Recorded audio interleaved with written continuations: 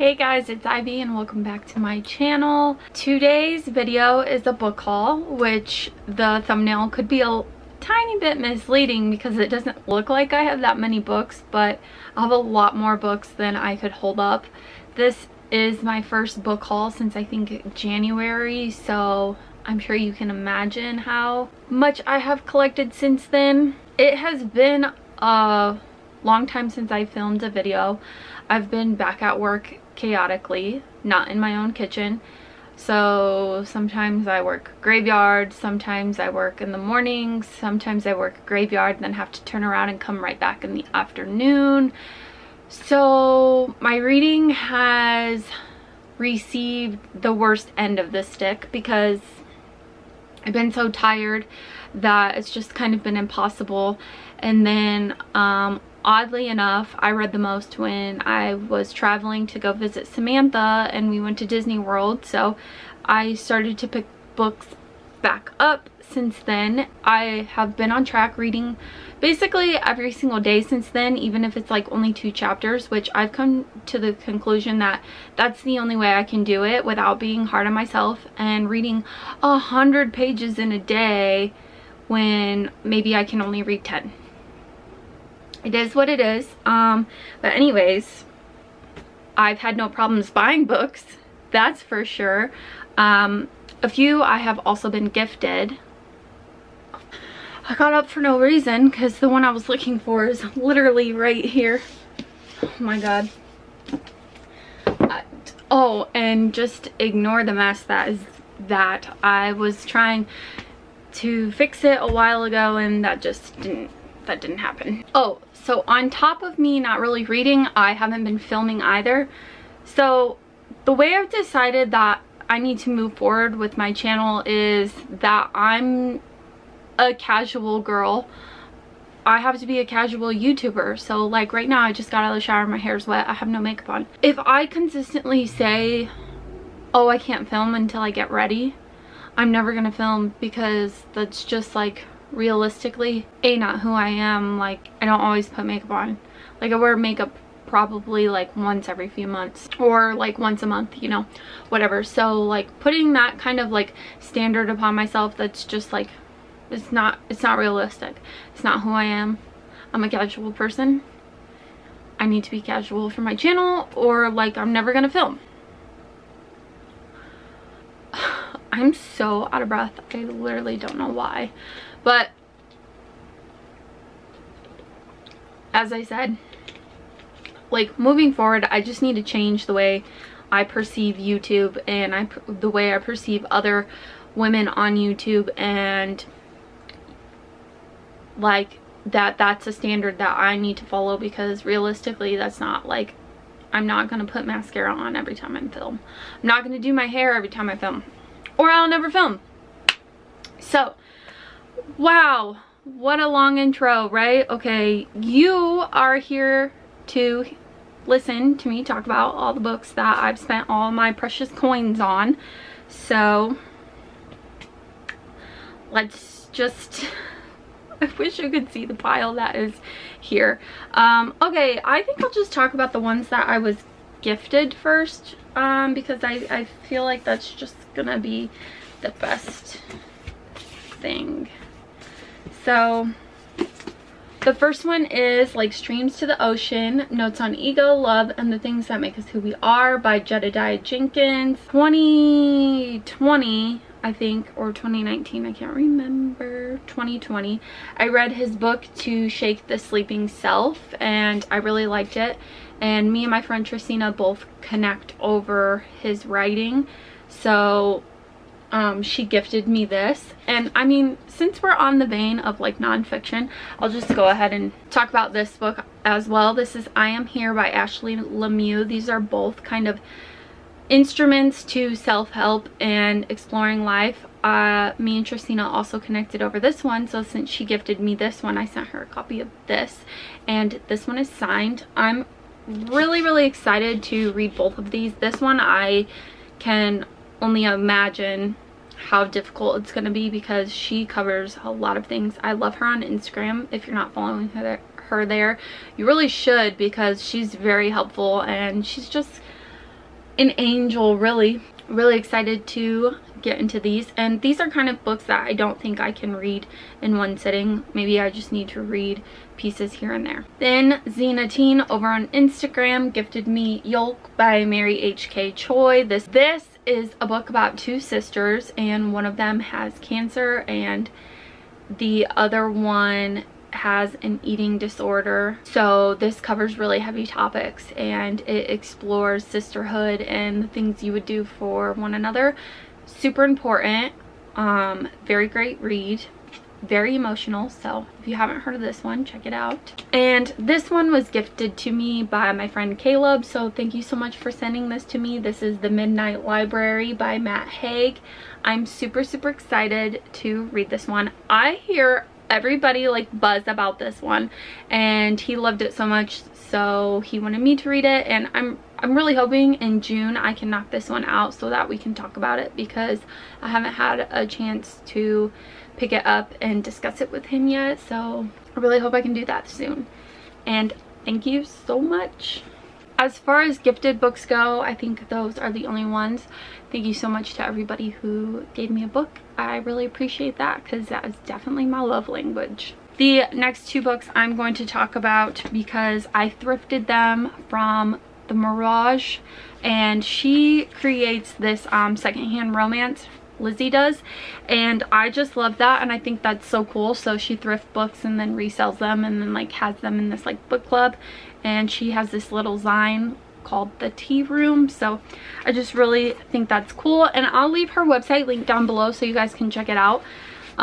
These are both historical romance. This is Secrets of a Proper Lady by Victoria Alexander, and this one is Lisa Kleypas, Love in the Afternoon, which I have been obsessed with Lisa Kleypas. My friend Lizzie is actually the one who recommended it to me. I got the entire series of what is the series called? Oh shit, The Wallflowers. Also, I have book one somewhere. I just don't know where I put it at the moment. And I have been obsessed with this series, and Lisa Kleypas really writes fun historical romance stories, and Bridgerton is 100% to blame for this, which is ironic because when I first started that show, I really didn't like it until maybe like episode like 4, I think. Something like that. It was like the middle of the show. For a show I really didn't like at the beginning, really changed my life for me to be picking up all these historical romance books. I also picked up Rebecca by Daphne du Maurier, and I can never say that last name correctly. I'm still in the middle of this. I didn't DNF it, I just haven't read it in a while, so whoops. Oh, here's the other Lisa Kleypas book. I picked up Ghostwall by Sarah Moss, and this book I picked up in this little indie bookshop that me and Isaiah and Brayden went to when they came here to visit, and we had such a good time in there. This book is about, in the north of England, far from the intrusions of cities but not far from civilization, Sylvie and her parents are living as ancient Britons, surviving by the tools and knowledge of the Iron Age. I think she enters an anthropology class, and she begins to see, hear, and imagine another kind of life. And it's pretty short, so hopefully I can get to this really soon. What really caught my eye was how tiny it was, like, you know, put back in the shelf, and then this cover was just so amazing, and I really didn't want to leave that indie bookstore without picking something up, so I felt like this one was calling to me. I picked up Nalini Singh's Angel's Blood. This is the first novel in the Guild Hunter series, and everybody is like beyond obsessed with this series, especially like in the paranormal romance universe, book journal part of the world. She's a vampire hunter, so you know shit is gonna be good. There's vampires. I was at Target one day getting some cleaning supplies, and I picked up Lady Clementine by Marie Benedict, and this is a book about a woman who saves her husband's life. He gets pushed in front of a train, and she saves his life just in time, and little does she know she's going to be spending the rest of her time continuously saving him. And the reason I really wanted to pick this up is because I'm a first sentence kind of person. If something sounds interesting, I always want to read like the first sentence and see like how the writing is going to be. And this says, I always feel different. No matter the sphere I inhabit, I always feel set apart. Even today, especially today. And that just really sounded so good to me, so I brought this one home. Through my obsession of watching Outlander, I said like continuously that I wasn't gonna read the books, but you know, lo and behold, here I am. My grandmother also said she wasn't gonna read the books, and she's on like book number 3 or 4 now, and I was just like, oh, we were supposed to read together and you're just like cruising through them. And I still haven't even started. I'm sure you all know what Outlander is about. And by the way, this is not the cover I wanted. I wanted the red one, and they sent me this one instead, even though the version I ordered was the red one. So that sucks. So if you're out like thrifting anywhere and you see the red version, let me know. Through my obsession of Outlander, these next 2 books were on an books you should read if you like Outlander list. So I got Tessa Dare's When a Scot Ties the Knot. This is part of the Castles Ever After series, but I didn't buy book 1. I just got this one because I don't think you have to read them in order or anything like that. And then I also got The Lost Queen by Singh Pike, and this is about 2 siblings, a sister and a brother, and they're twins, and I think it's about like their kingdom and stuff like that. So it's a fantasy, I'm pretty sure, so she kind of thick. I was hoping to read this like in April, but you know, that just didn't happen. I also bought The Downstairs Girl by Stacey Leigh. I hear this is really good for fans of Downton Abbey, which I am. And it's set in Atlanta in 1890, and she is a lady's maid. So I'm really excited. I got The Ones We're Meant to Find by Joan He, and I've started this. I'm that far through, not too far, and this is about 2 sisters, and I think this is science fiction. I thought it was magical realism, but I am leaning more towards that science fiction now. One of the sisters is shipwrecked on this island, and then the other one just believes that she's like dead.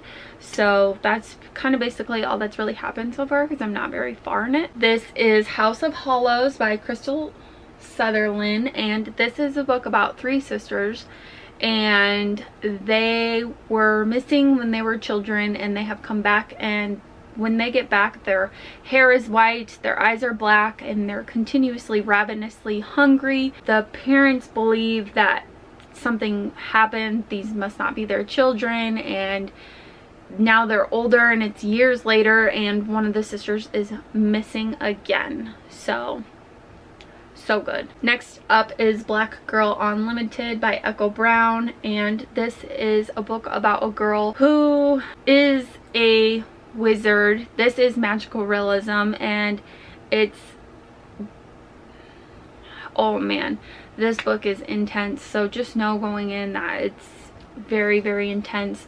It's a book about a girl who, it starts when she's super young and then goes throughout her teenage life, and the trials that she faces with drug addict parents, with rape, school, boys, all kinds of things. And it is a beautiful, tragic kind of story, so be aware of that heading in. I got this graphic novel. It is Seance Tea Party by Reimena, and it is about a ghost tea party, I think. Hopefully I can read this soon. I'm thinking of doing like a 24-hour readathon vlog thing. When I was visiting Samantha, we went into a Books-A-Million, and it was my first time inside an actual Books-A-Million instead of just purchasing online. So I picked up a book, and I got Girls of Storm and Shadow by Natasha Nan. This is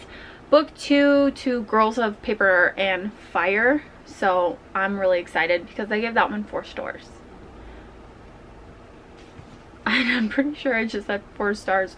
Really funny. And I'm just gonna leave it.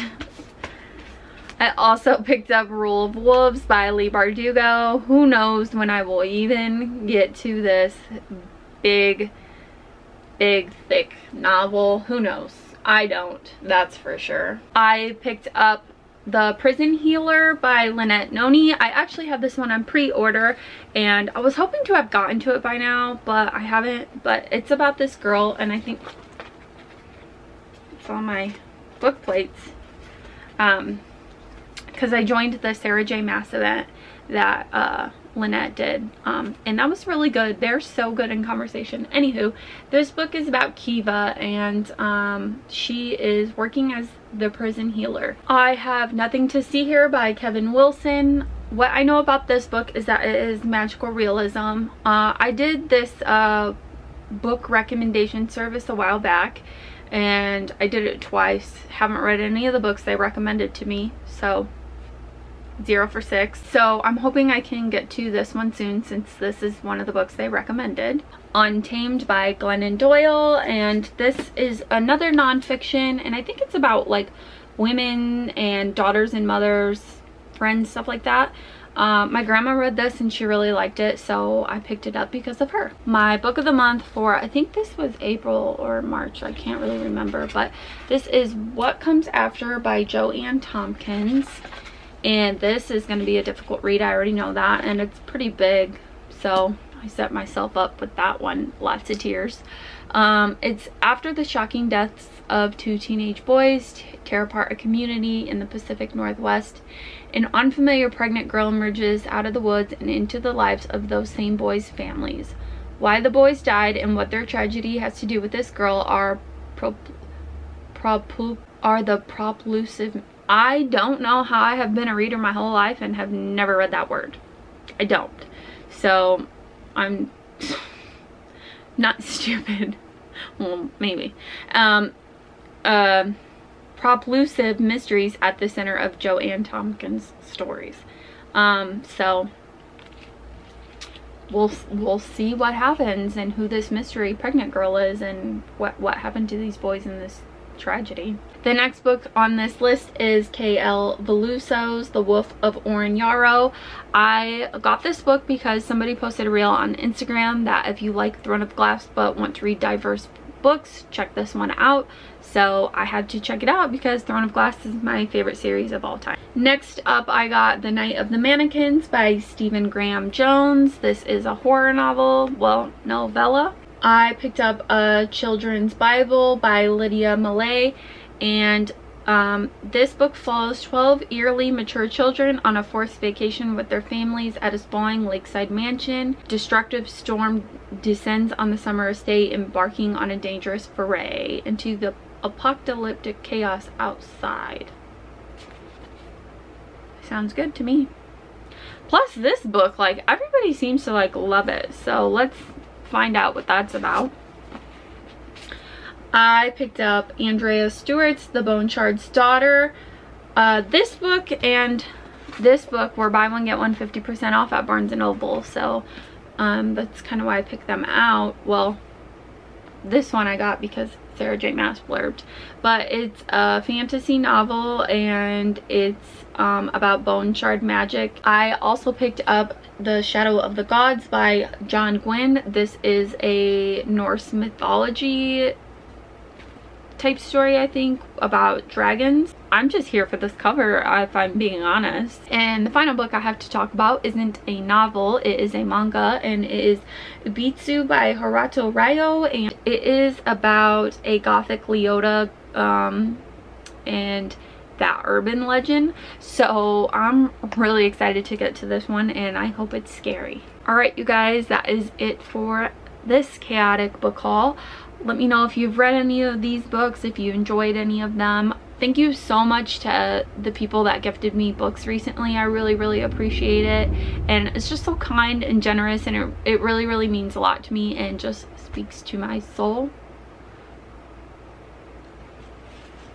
Are you kidding me?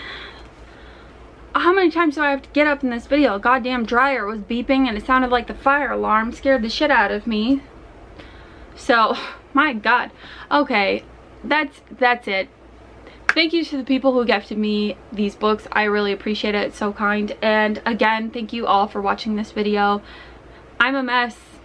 I mean, it is what it is. I'm buying faster than I can read, and it is a problem. So if you're looking for me on any other social medias, those are down below.